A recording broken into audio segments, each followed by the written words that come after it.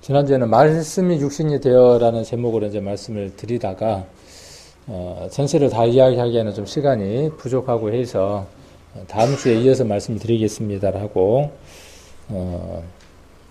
2편이 된 것 같습니다. 그래서 오늘은 같은 내용의 맥락이지만 제목을 독생자의 영광이라고 이렇게 한번 제목을 정해봤습니다.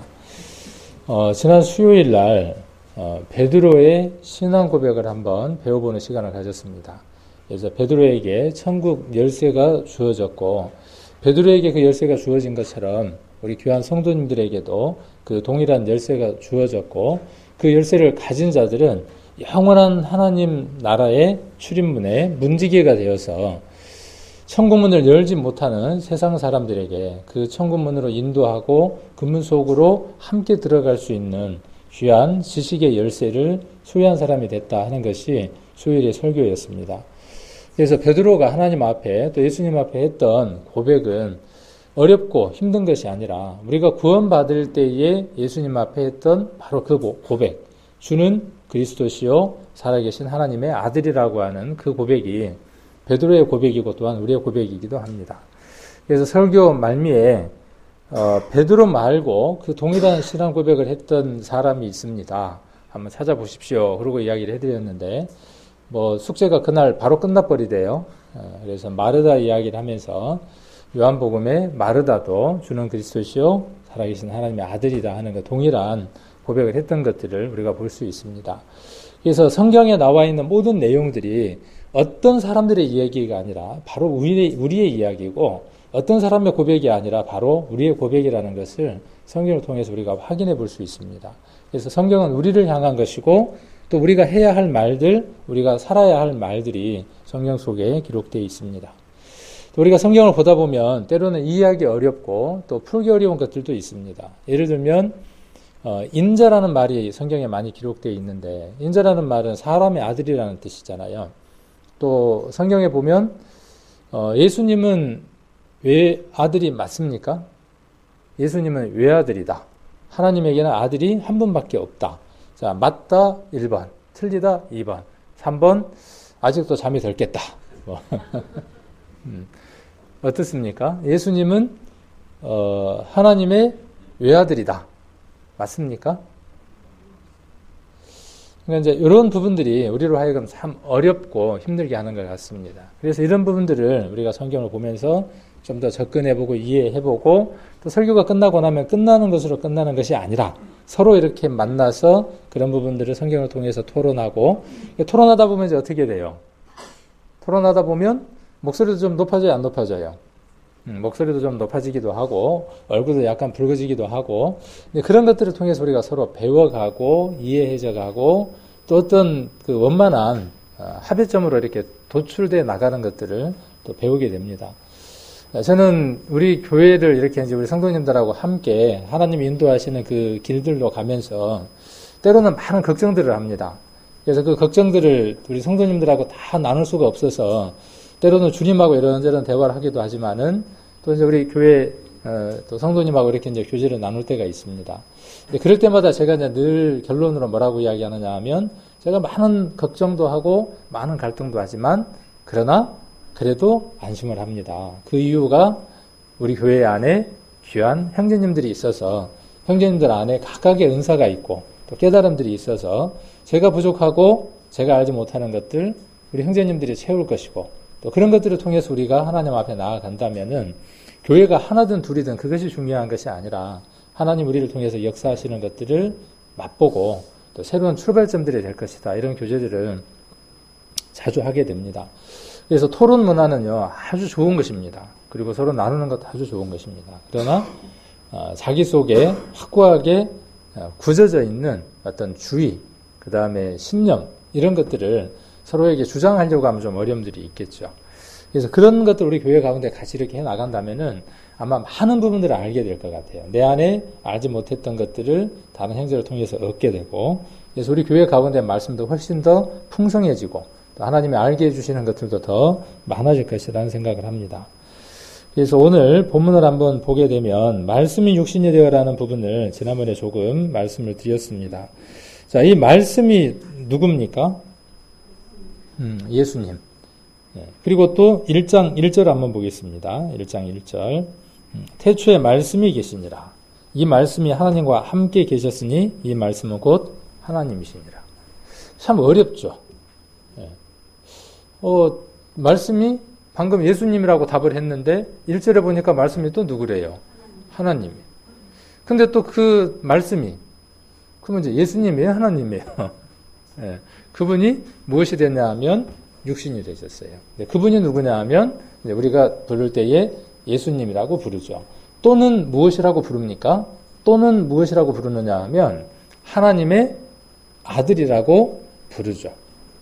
하나님의 아들이라고 이렇게 부릅니다. 그러니까 하나님은 아들이니까 하나님은 뭐가 되어졌어요? 아버지가 되어졌죠. 그러니까 하나님은 예수님을 낳았네요. 이렇게 이제 용어적인 것들, 단어적인 것들이 정리되다 보니까 어떤 것들이 머릿속에 쭉 떠오르느냐 하면, 그래, 우리 아버지는 누구냐 하면 김아무개야. 그래서 우리 엄마하고 결혼을 해서 첫날밤을 보내서 나를 만들었어. 그래서 내가 태어났어. 자, 이런 개념으로 예수님의 출생이나 예수님에 관해서 우리가 생각하거나 이해한다는 것입니다. 그렇게 이해하다 보니까 성경에 나와 있는 것들을 제대로 이해할 수 없게 되어지죠. 그런 부분들을 우리가 성경을 통해서 전체를 제가 다 드릴 수는 없고, 제가 어떤 부분들에 대해서 좀 말씀을 드리고, 우리 성도님들이 또 시간이 있을 때 서로 교제를 하고 나누다 보면, 이게 이런 내용에 관한 것들을 이해할 수 있게 되고, 또 다른 사람들을 만났을 때 이런 부분에 대해서도 충분히 설명할 수 있게 될 겁니다. 그래서 아까 예수님은 하나님의 왜 아들이냐 이렇게 물었죠. 답은 왜 아들이 아닙니다. 하나님에게는 아들이 한 분밖에 있는 게 아니죠. 자, 그런 개념이 아니다는 거죠. 아버지와 아들의 개념이 아니고, 그런 개념들을 오늘 조금 전체가 다 이해될는지는 모르지만 몇 말씀들을 우리가 한번 찾아보면서 우리가 생각하는 그런 개념과 성경에 기록되어 있는 것들이 다르다는 것들을 한번 이해를 해보고 또 마음 가운데 한번 정리를 해볼 수 있으면 좋겠습니다. 자, 그래서 말씀이 육신이 되었다는 뜻은 말 그대로 구약에서 예수님에 관해서 기록되고 약속된 수많은 말씀들이 어떻게 되어졌다는 것이냐 하면 가시적으로 눈에 보일 수 있는 형체로 나타났다는 뜻입니다. 그분이 누구라는 얘기냐 하면 예수님이라는 뜻입니다. 그래서 지난주에 말씀을 드리면서 우리에게도 어떻게 되어져야 되느냐 하면 예수님에 관하여 예언되어지고 나타날 부분들이 약속들이 있었던 것처럼 드러났던 말씀들이 있었던 것처럼, 그래서 예수님이 시편과 히브리서에서 말씀되어져 있는 것처럼 나를 가리켜 기록된 말씀들이 있고, 내가 그 말씀들을 실행하고 행하기 위해서 이 세상에 오셨다고 말씀하신 것처럼 구원받은 우리는 이 세상에 왜 있느냐 하면 말씀이 육신되기 위해서 우리가 이 세상에 있는 것입니다. 만일에 예수님이 구약에 기록되어 있는 그 약속의 말씀대로 오시지 않았다면 어떻게 되겠습니까? 오시지 않았다. 그 약속이 부도가 났다 그러면 어떻게 되겠어요? 한번 상상을 한번 해보세요. 부도가 났어요. 그러면 우리에게 이 구원이 이루어질 수 있어요? 없어요? 우리는 구원이라는 말을 쓸 수가 없습니다.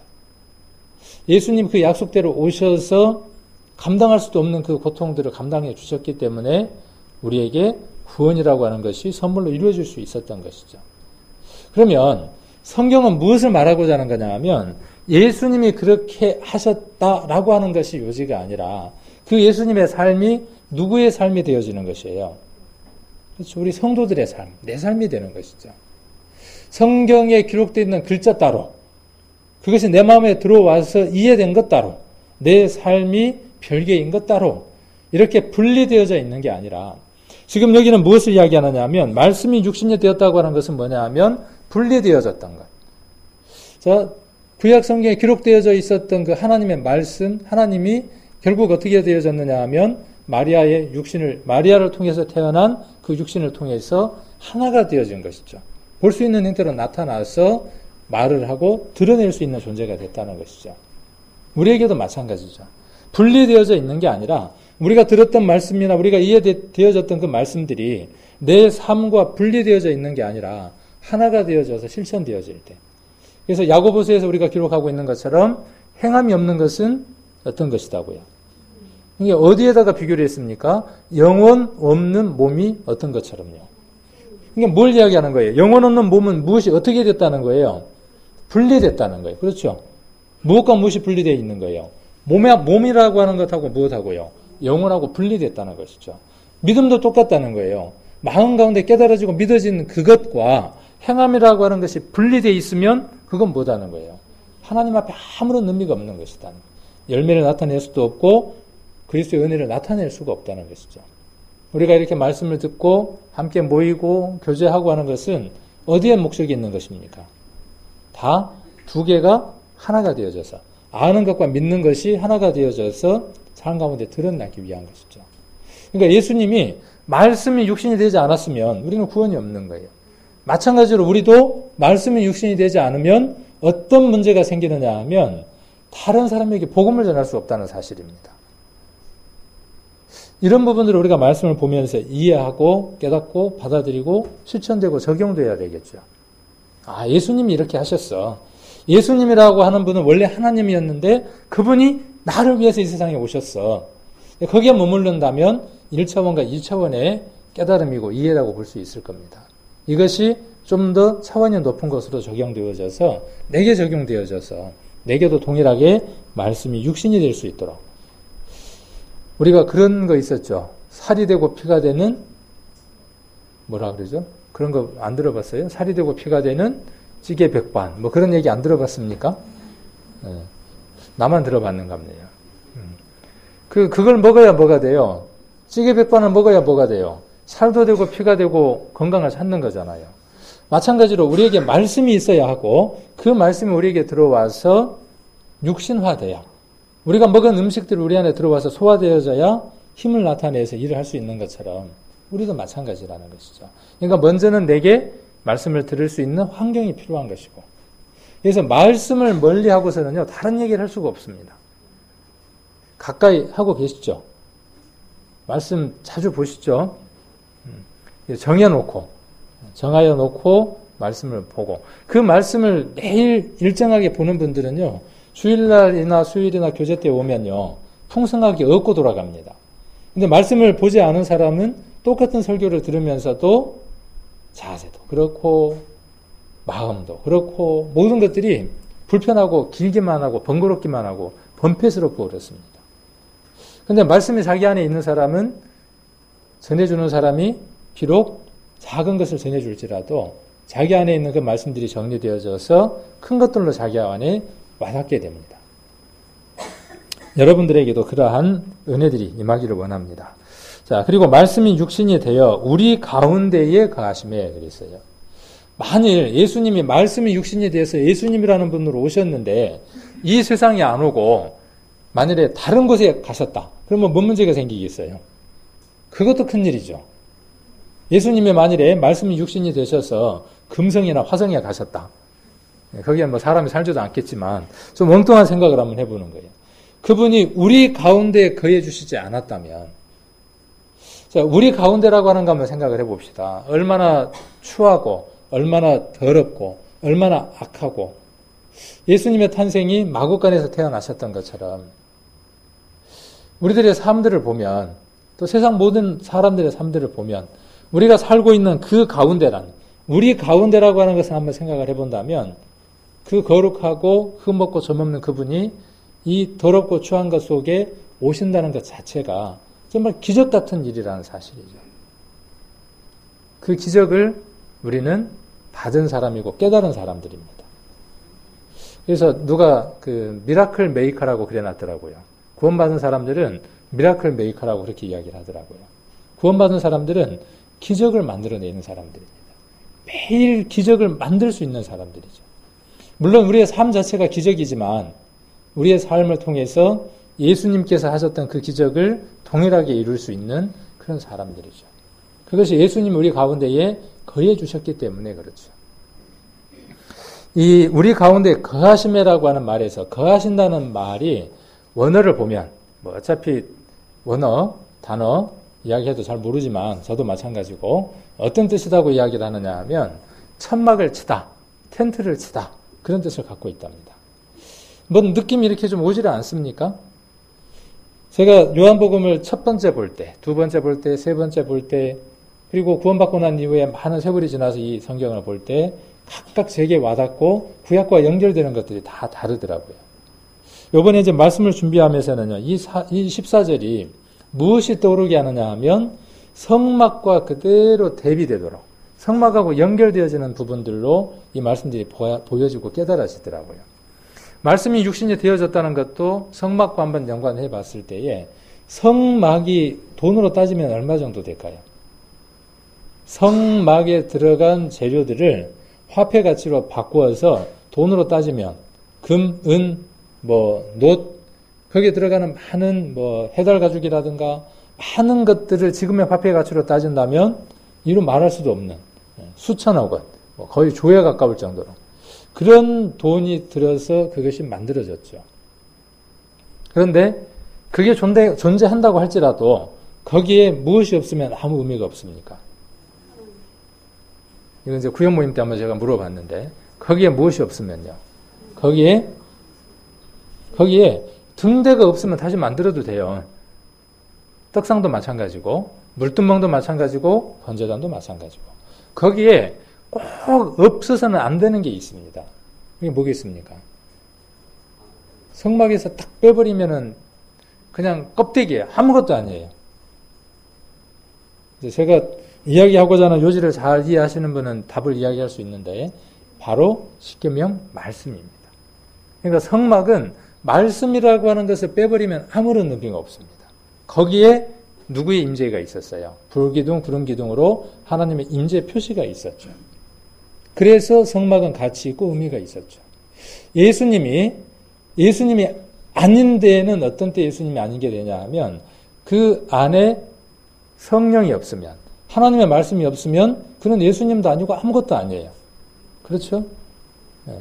우리도 마찬가지입니다. 그리스도인이라고 하는 말을 쓰는데 우리도 마찬가지로 우리 안에 무엇이 없으면요. 말씀이 없고 성령이 없고 하나님의 임재의 표현들이 드러나지 않으면 우리는 아무것도 의미가 없는 거예요.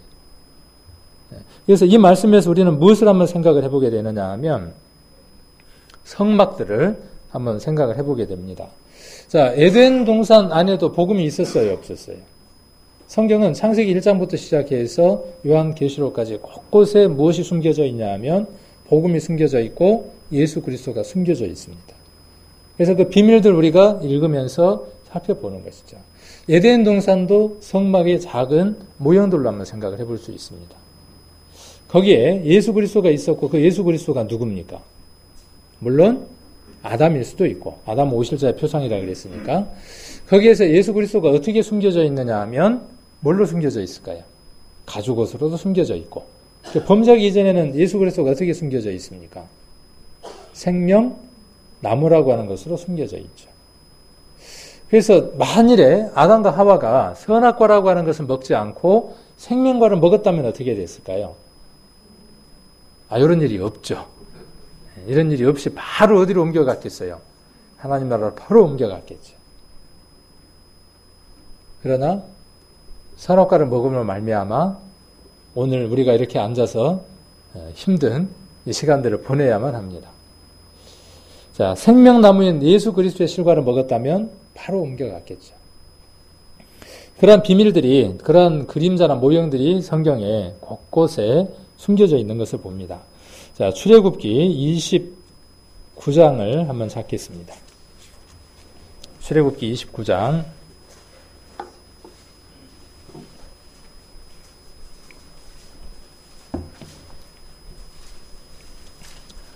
45절입니다. 자, 42절부터 46절까지 천천히 같이 한번 읽겠습니다. 이는 너희가 대대로 여호와 앞 회막문에서 늘 드릴 번제라. 내가 거기서 너희와 만나고 내게 말하리라. 내가 거기서 이스라엘 자손을 만나리니 내 영광을 인하여 회막이 거룩하게 될지라.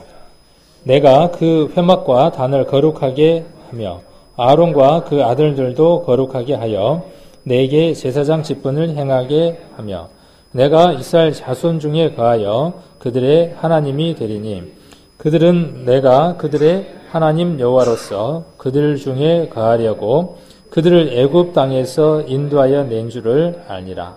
나는 그들의 여호와 하나님이니라. 아멘. 자, 여기서 하나 이제 질문 또 하나 들어가 봅시다. 이제 제가 늘 답을 말씀드리고 질문을 한다고 말씀을 드렸으니까, 자, 하나님이 이스라엘 사람을 애굽에서 인도해 낸 목적은 어디에 있습니까? 자, 답은 방금 읽었으니까 답을 한번 찾아보시면 되겠죠. 자, 46절이겠죠. 46절에 그들은 내가 그들의 하나님 여호와로서 그들 중에 거하려고 그들을 애굽 땅에서 인도해 낸 줄을 알리라 그랬어요. 그러니까 하나님이 이스라엘을 애굽에서 인도해 낸 목적은 어디에 있느냐 하면 이스라엘 가운데에, 그 가운데에 거하기 위해서 애굽에서 인도해 낸 것이다 그 말입니다. 자, 우리가 구역 예배 때 잠깐 했던 말씀들을 조금 더 한번 반복을 해보고자 합니다. 구약에 나와 있는 것들을 우리가 구원받고 난 이후에 구원받은 후사들에게 교훈으로 주신 것들이라고 우리가 봤습니다.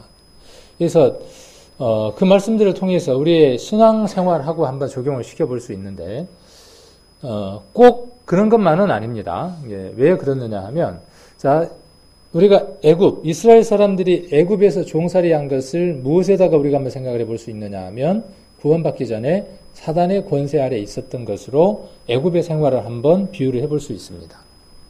자, 그리고 모세의 인도함을 받아서 홍해를 건넌 것을 우리가 오늘 로마서 6장에서 읽었던 것처럼 구원이라고 한번 생각을 해볼 수 있습니다.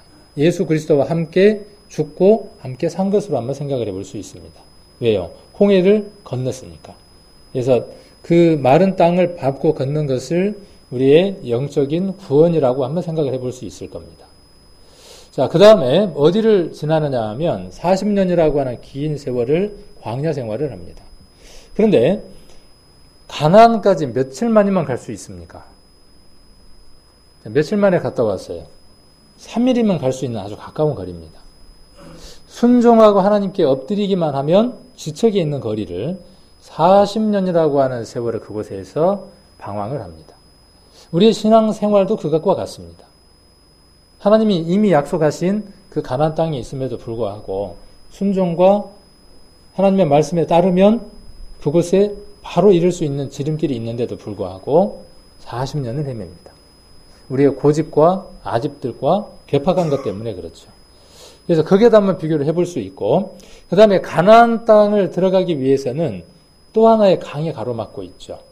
어떤 강이 가로막고 있습니까? 무슨 강? 요단강이 하나 가로막고 있죠. 근데 요단강도 배를 타고 건널 수는 없잖아요. 어떻게 건넜습니까? 요단강을 건널 때 모습은.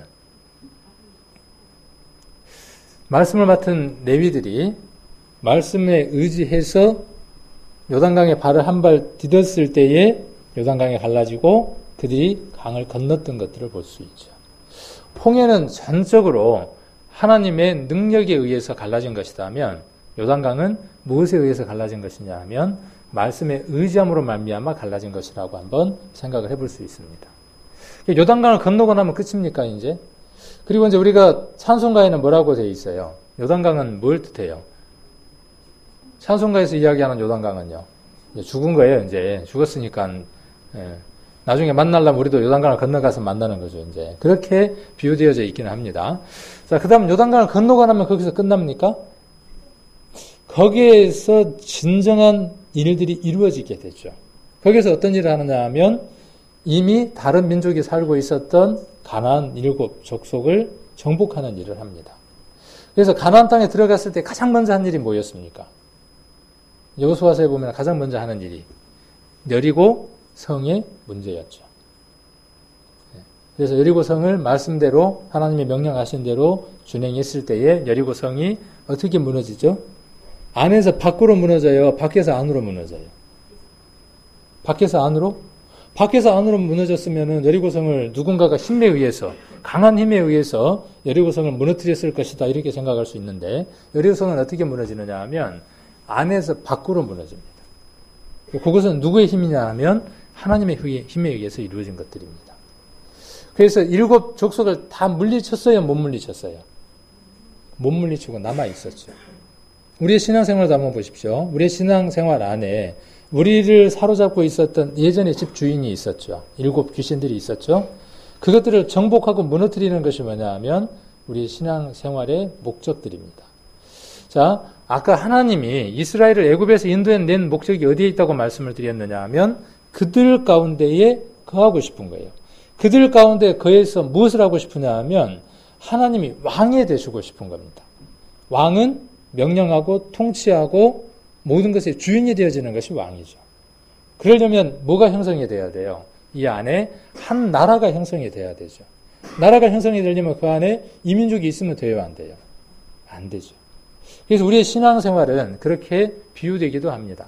그래서 어떤 사람들은 요단강을 건너는 체험을 해보기도 하고 그래서 혹은 뭐라고 이야기하기도 하느냐 하면 강을 2번 건너야 된다고 하는 요단강파가 한 번 나오기도 했어요. 그래서 이야기를 하면서 구원은 한 번 받는 게 아니라 2번 받는 거다. 이렇게 이야기를 했습니다. 그러면서 뭔 얘기를 해요? 그 요단강 사건을 이야기를 하면서 내가 성경에서 특별한 걸 알았다고 이렇게 이야기하는 사람들도 있었고 그것이 신념이 되고 주의가 돼서 도저히 교회 안에서 받아들여지지 않으니까 교회를 떠났던 사람들도 있습니다. 지금도 어디 이렇게 모여서 교제들을 하고 있어요. 바뀌었을까요? 안 바뀌었을까요? 그 생각이. 좀처럼 안 바뀌더라고요.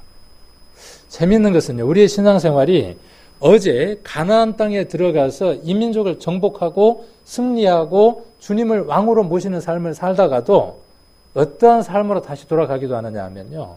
애굽의 삶으로 다시 돌아가기도 합니다. 육신의 나이는 성장을 할 때마다 육신적인 성장은 눈에 보여요. 그래서 20살이 됐다가 똥 싸는 3살 아이로 돌아갈 수는 없어요. 근데 신앙은 어떻느냐 하면 주님의 붙드심이 없고 성령의 붙드심이 없으면 성장했다고 할지라도 다시 어디로 돌아가느냐 하면 똥 싸고 오줌 싸는 형태로 다시 돌아갑니다. 그래서 먼저 된 자가 나중되기도 하고 나중된 자가 먼저 되기도 하고 선줄로 알면 자만하지 말라고 하신 말씀들도 있고 넘어질까 두려웠다고 말씀하신 것들도 볼 수 있습니다. 그래서 그것들은 우리가 성경에 기록되어 있는 대로 무엇 때문에 주신 것이라는 거죠. 우리의 신앙에 있어서 교훈으로 우리에게 주신 것이라는 것이죠. 그래서 하나님 우리에게 무엇 하시기 위해서 성막을 주셨느냐 하면 그곳에 거하기 위해서 주셨다는 겁니다. 바울은 이것을 무엇으로 표현했느냐 하면 사도행전 한번 찾아보겠습니다. 사도행전 7장입니다.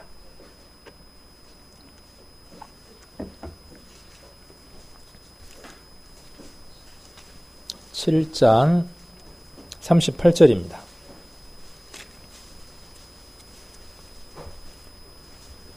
같이 한번 읽겠습니다. 사도행전 7장 38절 시내산에서 말하던 그 천사와 및 우리 조상들과 함께 광야 교회에 있었고 또 생명의 도를 받아 우리에게 주던 자가 이 사람이라.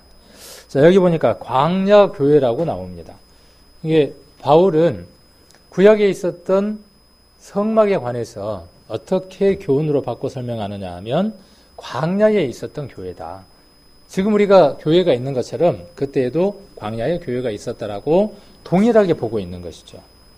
교회에는 누가 계셔야만 합니까? 교회에는 누가 거하고 있어야 되느냐 하면 하나님이 거하고 있어야 하죠.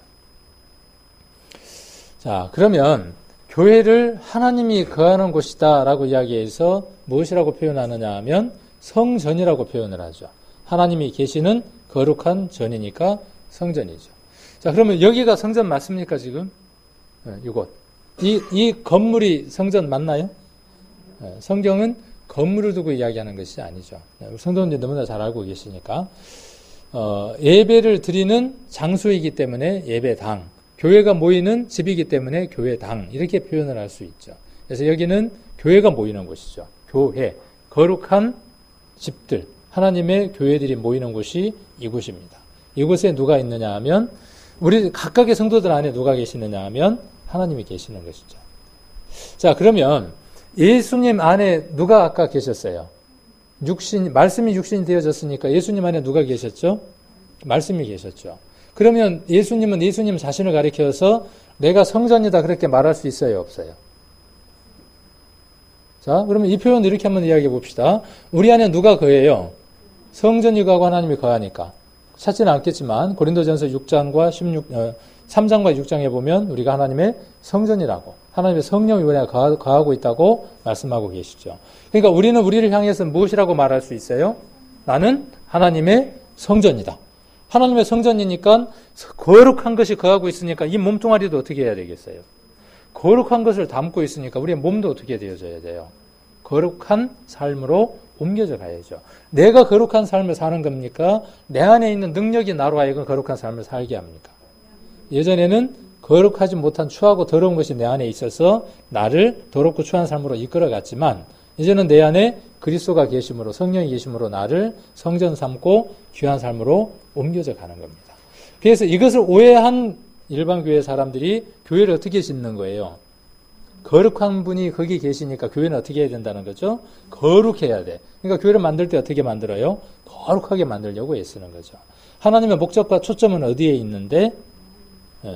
우리 사람을 향해서 있는데. 그러면 아까 제가 질문을 드렸죠. 예수님은 자기 자신을 향하여 성전이라고 말할 수 있다, 없다? 그렇게 말씀하신 적이 있을까요, 없을까요? 있죠. 한번 찾아봅시다. 요한복음 2장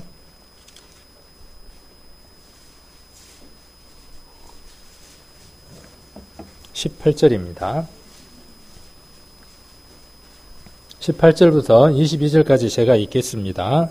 요한복음 2장 18절부터 22절.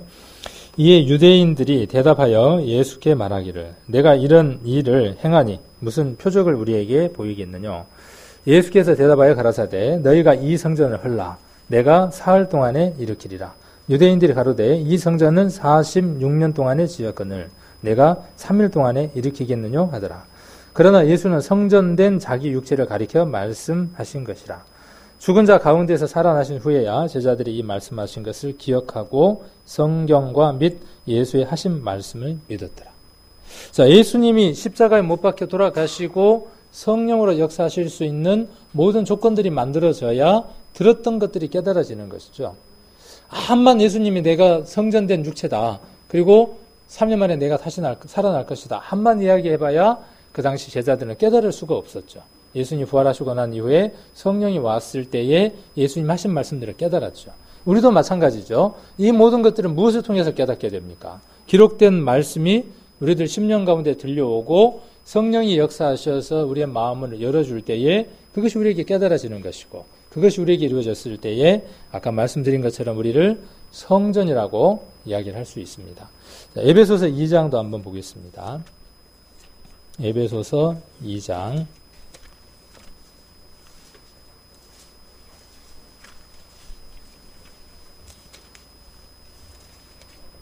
22절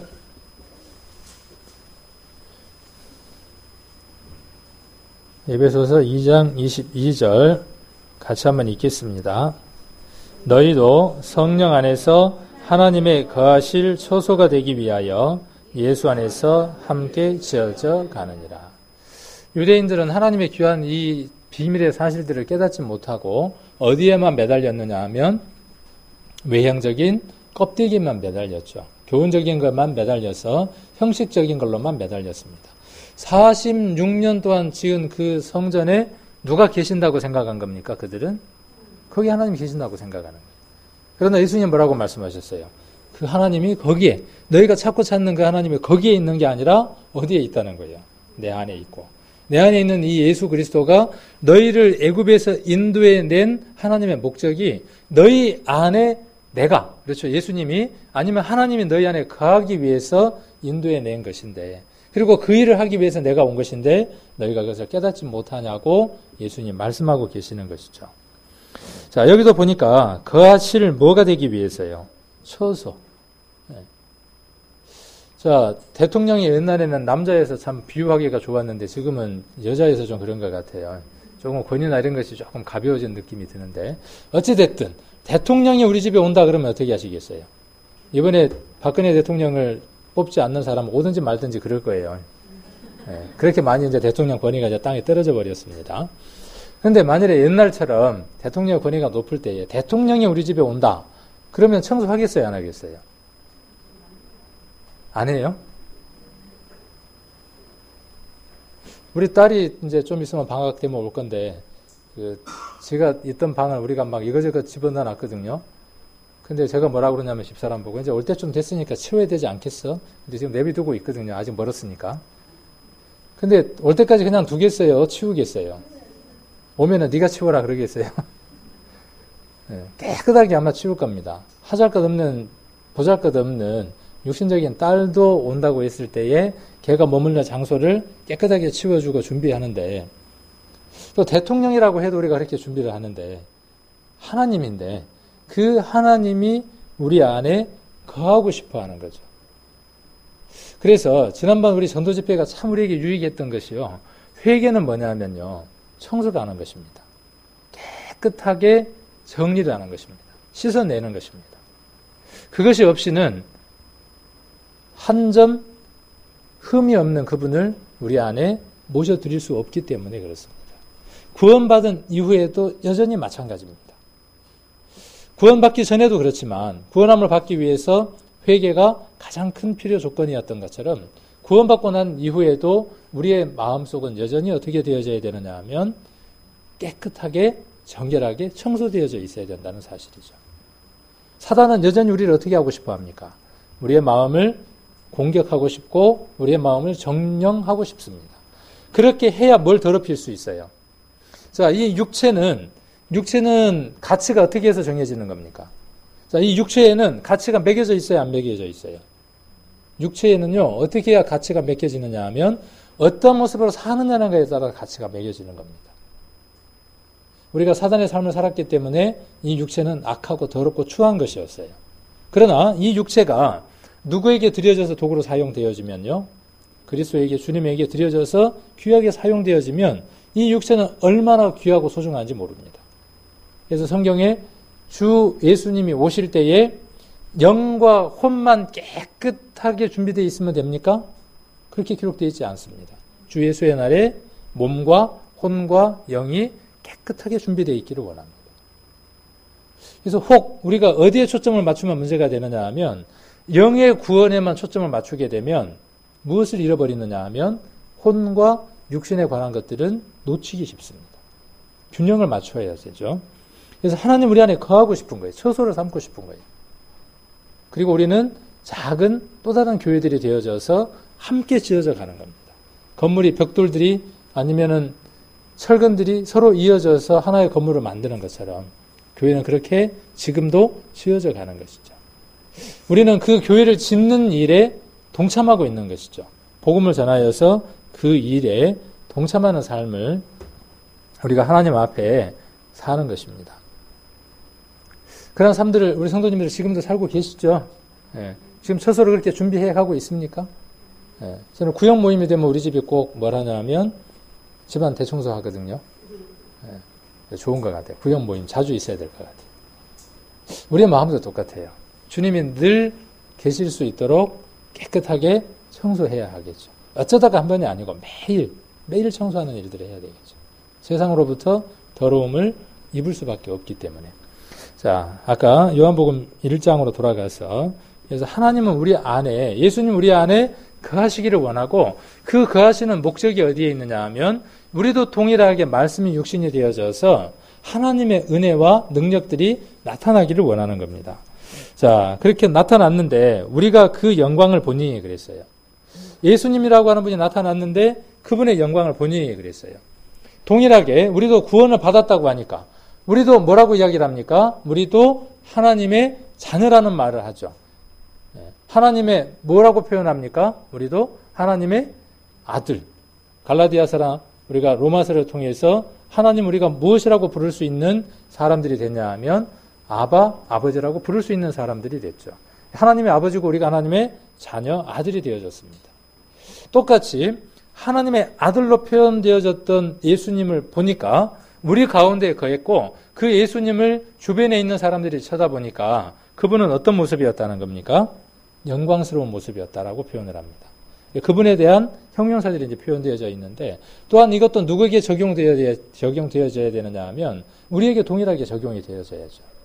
우리에게도, 우리의 삶에도 우리의 영광 말고 우리 안에 계신 이에, 우리 가운데 거하시는 그분의 영광이 우리 삶 안에 숨겨져 있는 게 아니라 드러납니까? 성막은 어디에서도 보든지 간에 드러나요, 안 드러나요? 광야 그 허허벌판에 성막의 모습은 드러나죠. 거기에 어떤 모습도 함께 드러납니까? 낮에는 구름 기둥으로, 밤에는 불 기둥으로 그것이 있는 것들을 표현하고 드러냈습니다. 우리의 삶도 마찬가지죠. 저 광야 같은 세상에서 성막처럼 그곳이 하나님의 임재가 있고 하나님이 함께 하신다고 하는 그 영광이 드러나야 하죠.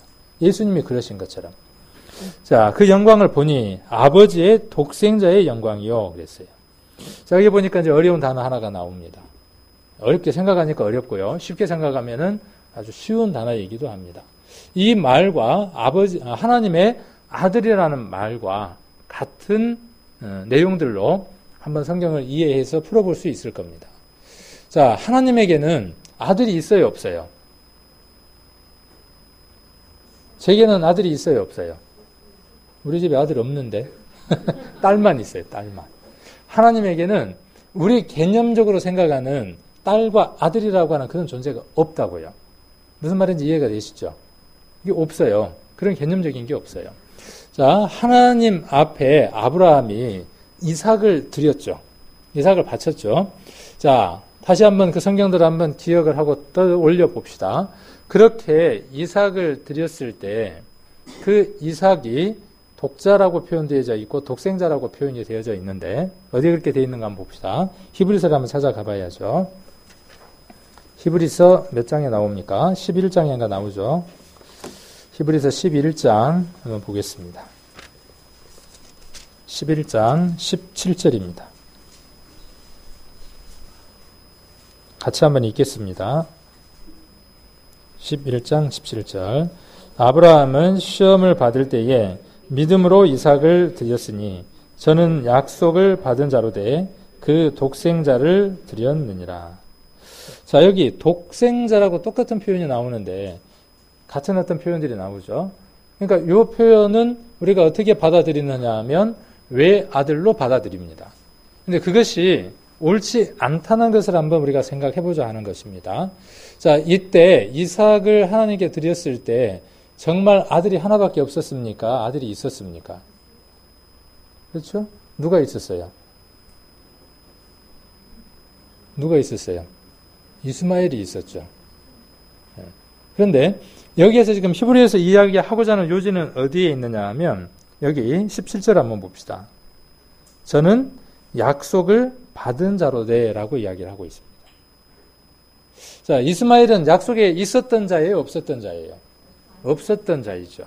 그러나 이삭은요, 약속으로 받은 자이죠.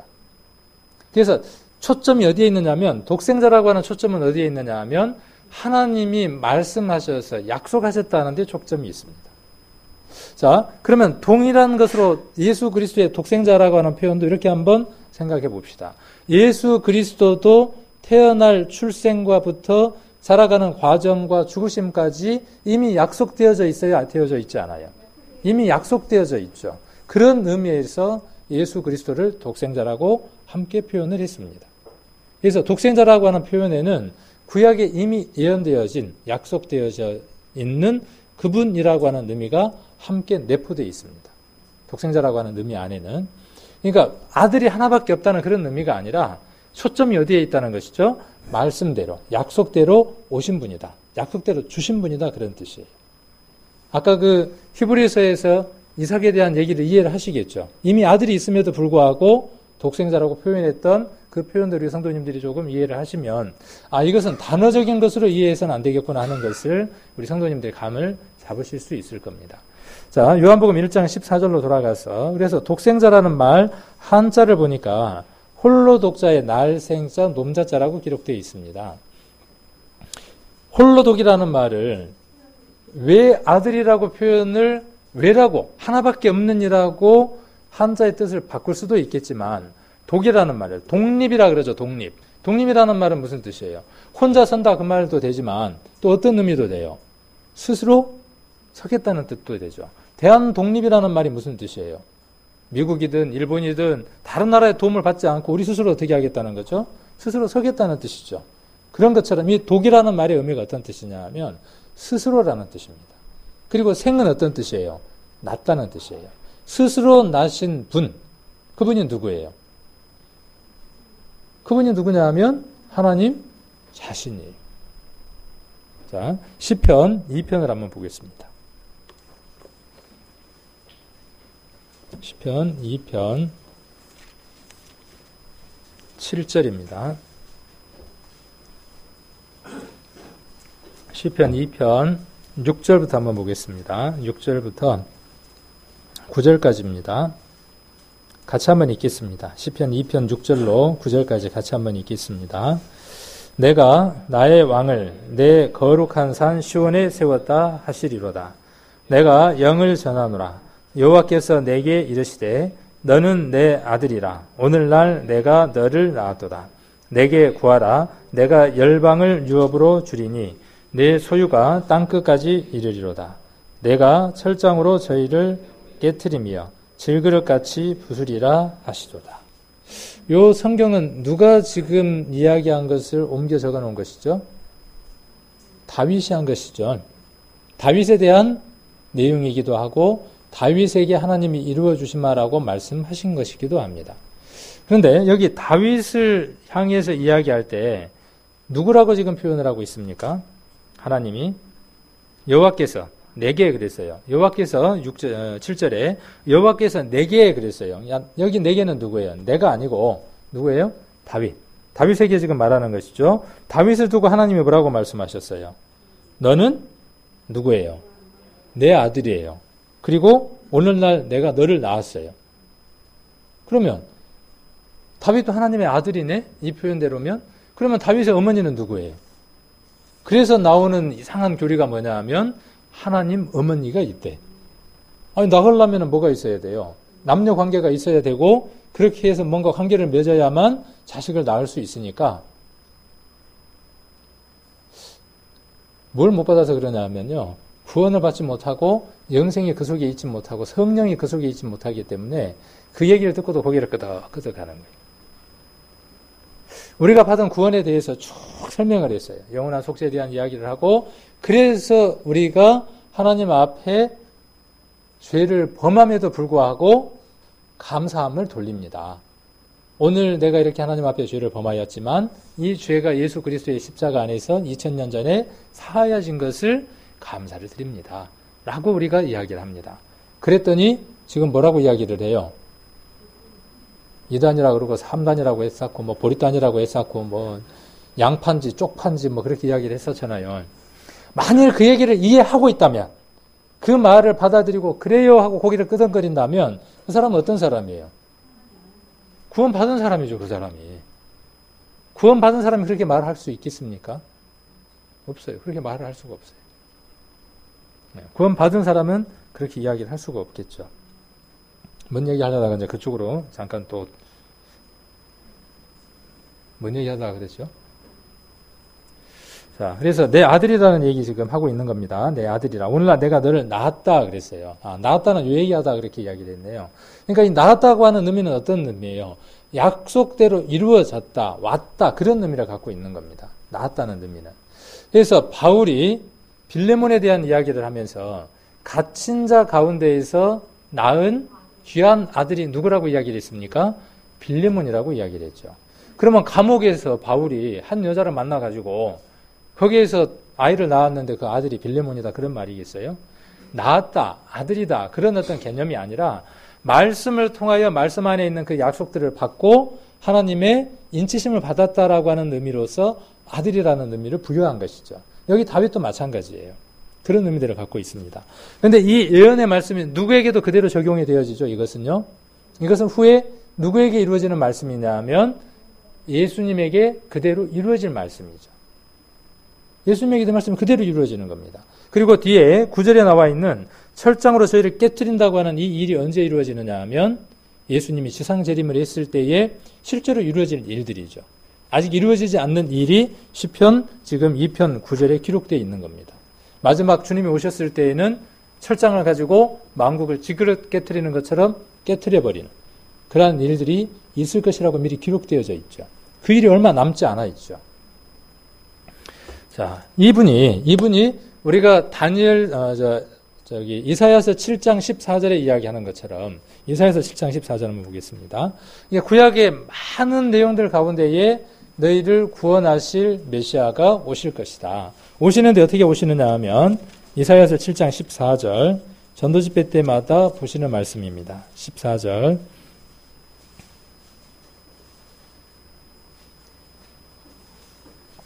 같이 한번 읽겠습니다. 그러므로 주께서 친히 징조로 너희에게 주실 것이라. 보라, 처녀가 잉태하여 아들을 낳을 것이요 그 이름을 임마누엘이라 하리라.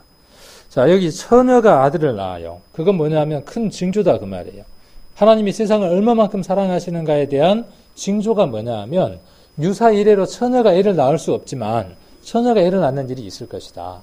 그 아들이 곧 누구라고 이야기하느냐 하면 너희와 하나님이 함께 계시는 분이다. 그렇게 지금 예언을 하고 계시죠. 그리고 9장 6절에서는 뭐라고 말씀하십니까? 9장 6절에는 한 아들을 낳죠. 9장 6절에 이는 한 나귀가 우리에게 낳고 한 아들을 우리에게 주신 바 되었는데 그 어깨에는 그 어깨는 정사를 메었고 그 이름은 기묘자라 모사라 전능하신 하나님이라 영존하시는 아버지라 평강의 왕이라 할 것입니다. 하나님이 이미 말씀 가운데에서 무엇을 약속하셨느냐 하면 이 예수 그리스도를 약속하신 것을 볼 수 있죠. 그분은 곧 누구냐 하면 하나님 자신이죠. 하나님 자신이 형체나 모양이 있어요, 없어요? 없는 그분이 아까 요한복음에서는 말씀이라고 하면 생각을 해볼 수 있겠죠. 그 보이지 않는 그분이 그죠? 보이지 않는 그분이 이 세상에 오셔서 자기가 있는 것을 드러내기 위해서 무엇이 필요하겠어요? 껍데기가 필요할 거 아니에요. 그 껍데기도 그냥 오실 수 없어서 어떤 것들을 통해서 태어나겠다고 약속하셨고, 그래서 우리 히브리서에 기록되어 있는 것처럼 세상에 임할 때에 하나님이 나를 위해서 한 몸을 준비했다 그랬죠. 나는 누구냐 하면 세상 모든 사람의 죄를 구속하시려고 하는 하나님 자신이고, 한 몸은 누구냐 하면 마리아를 통해서 태어나는 죄 없는, 그렇죠? 육신이 죄의 근본을 갖고 태어나서는 안 되니까 죄 없는 여자로부터 태어날 육신. 자, 요거는 곧 누구냐면 하나님 자신이에요. 근데 요거는 뭐라고 불리워요? 요거는 사람들에게 무엇이라고 불리워요? 예수라고 불리우고 또 무엇이라고 불리울 것이라고 기록되어 있냐? 누가복음 1장을 한번 보겠습니다. 누가복음 1장 32절.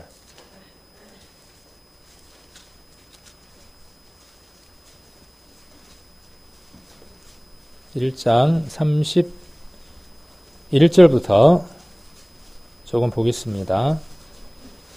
누가복음 1장 31절. 보라, 내가 수태하여 아들을 낳으리니 그 이름을 예수라 하라. 저가 큰 자가 되고 지극히 높으신 이에 아들이라 일컫을 것이요. 그랬죠? 주 하나님께서 그 조상 다윗의 위를 저에게 주시리니 영원히 야곱의 집에서 왕노릇 하실 것이며 그 나라가 무궁하리라.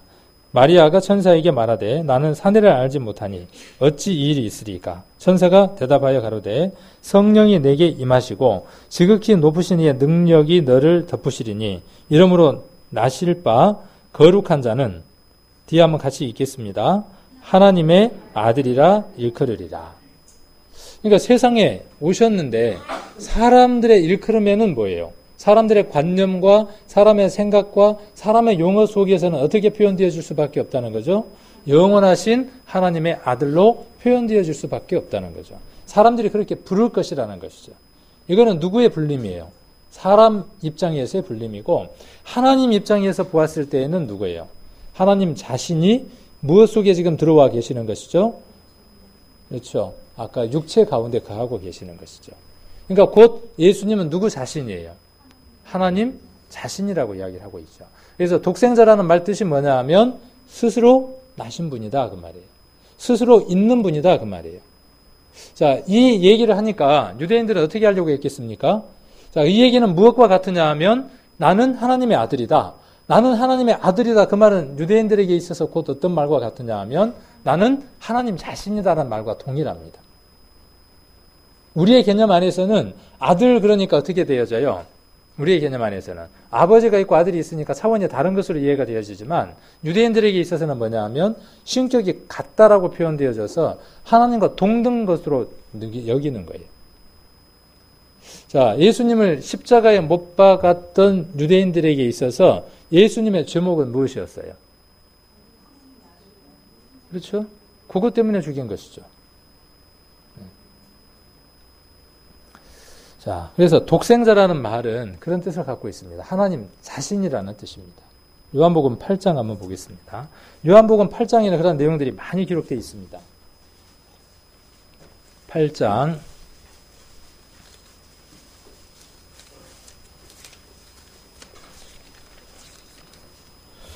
이것도 제가 시간 있을 때마다 한 번씩 말씀을 드렸던 것 같아요. 요한복음 8장에 보면 이런 내용들이 기록이 되어 있죠. 예수님이 뭐라고 말씀하시느냐 하면 유대인들에게 아브라함이 나를 보고 기뻐했다 하는 그 얘기를 하죠. 예수님 뭔 말씀하시려고 그 얘기를 하시는 거예요? 나는 하나님 자신이라는 이야기를 하기 위해서 아브라함이 나를 보고 기뻐했다 그렇게 이야기하니까 유대인들은 뭐라 그래요? 네가 아직 나이가 50도 못 됐는데 아브라함을 봤다 하느냐? 예수님은 뭔 사건을 지금 이야기하시고 있느냐 하면 너희들이 성경을 그렇게 많이 알잖냐? 모세의 오경도 달달달 읽지 않냐? 그런데 창세기 14장 한번 안 읽어봤냐? 그 14장에 누구의 얘기가 나오더냐? 멜기세덱 얘기가 나오지. 거기에 나왔던 그 멜기세덱이 바로 나에게 대한 그림자이다. 아브라함이 그때 누구를 만난 것이냐 하면 나를 만난 것이다. 그 얘기를 하는 겁니다. 나중에 이제 히브리서나 같이 한번 7장에 한번 이렇게 연관지어서 읽어보시기를 원합니다. 자, 8장 56절 한번 보겠습니다. 8장 56절. 너희 조상 아브라함은 나의 때 볼 것을 즐거워하다가 보고 기뻐하였느니라. 우리가 이렇게 한번 생각을 해봅시다. 우리가 예수님의 십자가를 이미 못 박혀 돌아가신 예수님의 십자가를 우리는 보고 믿는 것이죠. 2000년에 있었던 사실을 보고 믿잖아요. 아브라함은 예수님의 십자가를 본 적이 있을까요? 없을까요? 본 적이 없어요. 우리가 본 적이 없는 것처럼 아브라함도 본 적이 없어요. 그러나 아브라함도 누구를 만난 적이 있다고요? 성경은 예수님을 만난 적이 있다고요. 그러면 아브라함이 만난 예수님 손에 못자국이 있었겠어요? 없었겠어요? 있었죠. 아브라함의 손 안에도 있었다고요. 그러니까 우리가 본 예수 그리스도를 구약에 있는 사람들도 봤다는 얘기죠. 그러니까 누구도 봤다는 얘기예요. 아브라함도 봤다는 얘기예요. 그 사건을 지금 예수님이 이야기를 하시는 겁니다. 그러면서 58절에 예수께서 가라사대 진실로 진실로 너희에게로 노니 아브라함이 나기 전부터 내가 있느니라. 이 내가 있다는 말을 한문으로 바꾸면 뭐가 되냐 하면 독생이라고 바꿀 수 있습니다. 무슨 얘기인지 이해가 되시죠? 그러니까 독생이라는 말은 아버지와 아들의 관계 속에서 아버지가 나를 낳았다는 그런 개념이 아니라 스스로 계셨던 영원 속에 계시는 그분이 우리 인생들을 위해서 낳고 낮은 몸의 형체로 오셨다. 그분의 표현이 독생자이고 그분을 사람들이 일컬을 때에 하나님의 아들이라고 일컬었다는 것이죠. 이해가 좀 되십니까? 네. 요 얘기를 누가 하세요? 내가 있다라는 이 얘기를 누가 하느냐 하면, 누가 하시느냐 하면 하나님이 하시죠.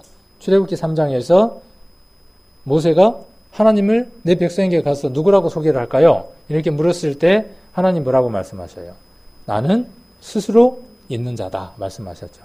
그 영어의 표현이 우리가 보는 표현과 동일합니다.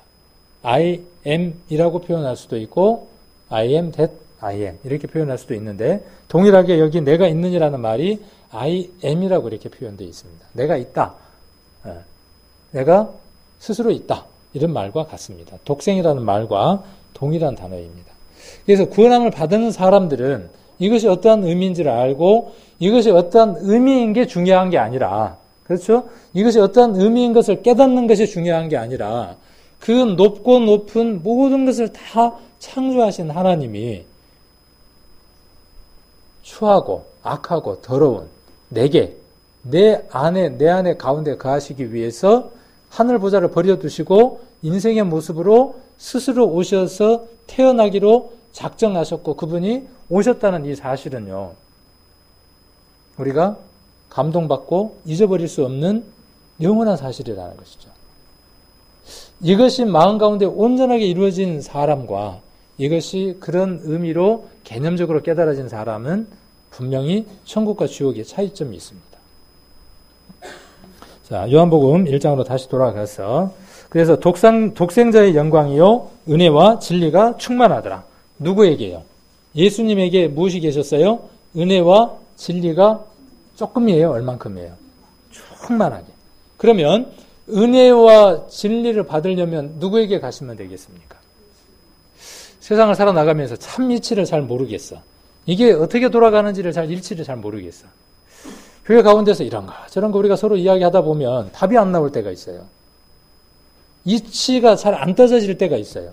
자, 그럴 때 어떻게 해야만 그 답을 찾을 수 있겠습니까? 진리가 충만한 예수님에게 묻고 기록된 말씀 가운데 물어야 답이 나올 것 같죠.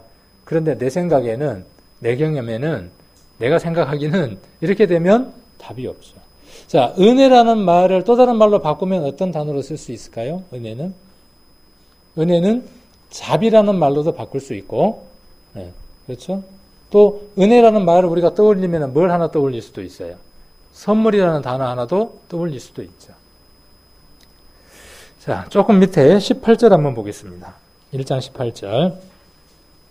자, 본래 하나님을 본 사람이 없으되 아버지 품속에 있는 독생하신 하나님이 나타나셨어요. 그분이 누구예요? 그분이 예수님이에요. 하나님 자신이에요. 또 16절 한번 보겠습니다. 16절. 자, 우리가 다 그의 충만한 데서 받으니 은혜 위에 은혜라라 그랬어요. 자, 우리가 그의 충만한 데서 받아야죠. 앞으로 삶들 가운데에. 그래서 우리의 삶들 안에 은혜 위에 은혜를 누리는 삶들을 살아가야 하겠죠. 자, 그리고 우리가 또한 여기 보면 우리가 예수님을 보니까 그 안에서 뭐가 보였어요? 영광이 보였죠. 누구의 영광이 보였냐 하면 하나님의 영광이 예수님에게 있었어요. 예수님을 바라보면서 그 영광을 깨달으려면 우리가 누구를 봐야 하느냐 하면 하나님을 봐야 하고 요한복음 11장 40절에 기록되어 있는 것처럼 한번 볼까요? 여기 잡으시고 11장 40절 11장 40절입니다.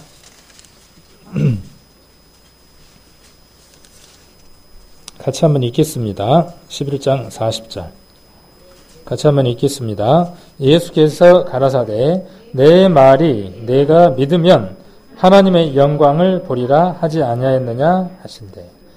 하나님의 영광이 그냥 보이는 것이 아니라 우리가 믿음이 이루어지고 성령이 우리 안에 올 때에 예수 그리스도 안에 있는 영광을 볼 수 있게 되죠.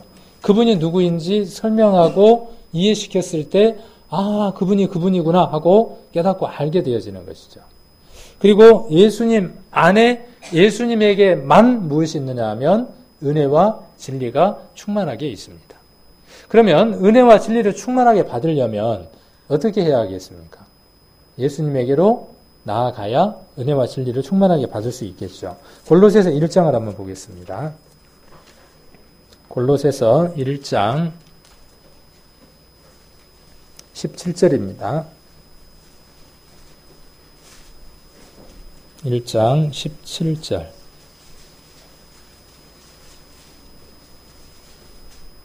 17절부터 20절까지 한번 봐야 되겠네요. 17절로 20절 같이 한번 읽겠습니다.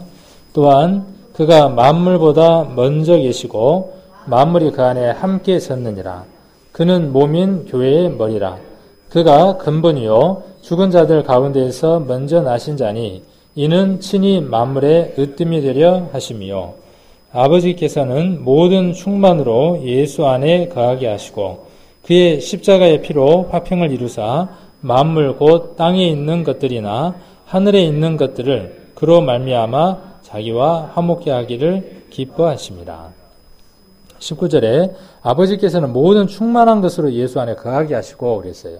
그러니까 예수 안에 무엇이 거하느냐 하면 모든 충만한 것이 예수 안에 있습니다.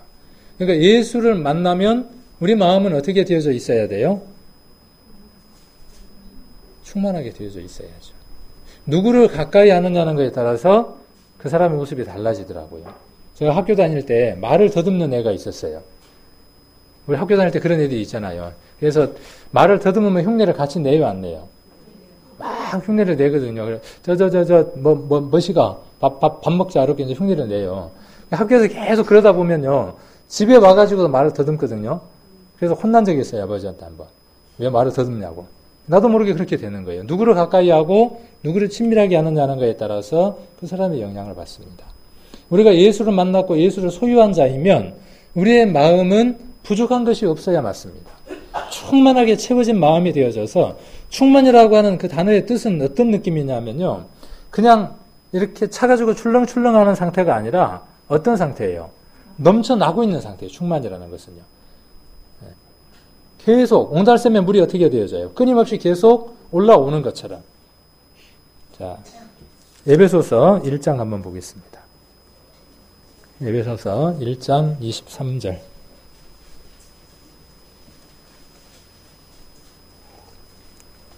같이 한번 읽겠습니다. 교회는 그의 몸이니 만물 안에서 만물을 충만케 하시는 자의 충만이니라. 이게 지금 골로새서에 나와 있는 말씀하고 거의 같은 맥락에서 같은 의미에서 이야기를 하고 있는데 좀 이해가 됩니까? 이게 뭔 말씀인지요? 이해가 되나요? 교회는 몸이다. 만물 안에서 만물을 충만케 하시는 자의 충만이다. 이건 제가 여러 번 말씀드렸죠, 이것은. 그래서 제가 좀 쉬운 성경도 말씀을 드리고 있습니다. 자, 교회는, 풀어서 이야기하면, 교회는 그리스도의 몸입니다. 머리는 누구겠어요? 그리스도예요. 자, 그러면서 모든 것을 넘치도록 채우시는 분이 계신 곳입니다. 교회라는 곳은 어떤 곳이라는 얘기예요? 교회는 이것도 마찬가지예요. 요 몸도 마찬가지고 지금 우리가 모여있는 이 연합체도 이야기를 하는 것입니다. 교회는 어떤 곳이냐? 교회라고 하는 곳은 모든 것을 넘치도록 채우는 분이 거기 계신다 그 말이에요. 그러니까 우리 속에 지금 성령이 계시고 예수 그리스도가 계시는데 그분은 어떤 분이다 그 말이에요. 충만하게 모든 것을 채워주시는 분이다 그 말이에요. 그분이 어디에 계신다고요? 내 안에 계신다고요. 그런데 지나가는 차 제네시스가 부럽고 에쿠스가 부럽습니까? 에쿠스가 뭐 한 8천만 원 넘는 것도 있고 뭐 더하는 것도 있대요. 부럽기는 하더라고요. 지나가면. 저도 타고 다니는 형편은 못 되는데 부럽기는 하더라고요. 또 40평, 50평짜리 아파트 보면 분양하는 거 보면요. 부러워요? 안 부러워요? 솔직히. 근데 저 안 부럽대. 예, 저도 안 부러워요. 왜냐면 넓은 거 관리하려면 진짜 힘들 것 같아. 세금도 못 내. 줘봐야. 주면 얼른 팔아서 어떻게 해요? 나한테 맞는 평수로 이사가고 나머지 돈으로 잘 먹고 잘 살아야죠. 에쿠스도 누가 혹시 주면 팔아서 그렇게 쓰면 되겠죠. 예. 우리들 마음들이 어떤 마음으로 이렇게 바뀌어져 있는 것을 보죠. 그런데 덜은 우리들 삶들 가운데에 그렇게 충만하여지지 못하고 때로는 거머리가 있어서 다고 하는 것처럼 달라고 할 때가 덜어들이 있더라는 거죠. 그것은 누구를 바라보지 못하기 때문에 그래요. 어떨 때냐면요. 눈을 들어서 멀리를 쳐다볼 때 그래요. 우리가 기도하고 간구할 때에 눈을 들어서 멀리 쳐다보면 어떠냐 하면 늘 다고해요. 눈을 멀리 들 것이 없고 내 속에 있는 예수 그리스도. 아까 요한복음 1장 14절에 기록되어 있는 것처럼 다시 한번 가보겠습니다. 말씀이 육신이 되어 우리 가운데 거하심에 우리가 그의 영광을 보니 아버지의 독생자의 영광이요 은혜와 진리가 충만한 그 하나님 예수 그리스도가 우리 안에 들어와 있는 것이 확인이 되어지면 뭐가 부족하겠습니까? 뭐가 아쉽고. 그리고 그 마음은 아까 이야기했던 것처럼 에쿠스가 지나가도 잠깐은 있으면 하다가도 거기 있어 봐야 뭐 별거 없고. 예. 그런 마음들로 우리들의 마음들이 정하여지면서 기쁨이 온다는 것이죠. 즐거움이 오고 만족이 오고 우리 모든 성도님들에게 그 예수 그리스도가 구원받을 때만 그런 분이 아니라 그때만 여러분들에게 풍족하고 충만하고 기쁨을 주는 그분이 아니라 오늘도 여전히 여러분 안에 차고 넘치는 그 기쁨의 근원이 되시기를 간절히 원합니다.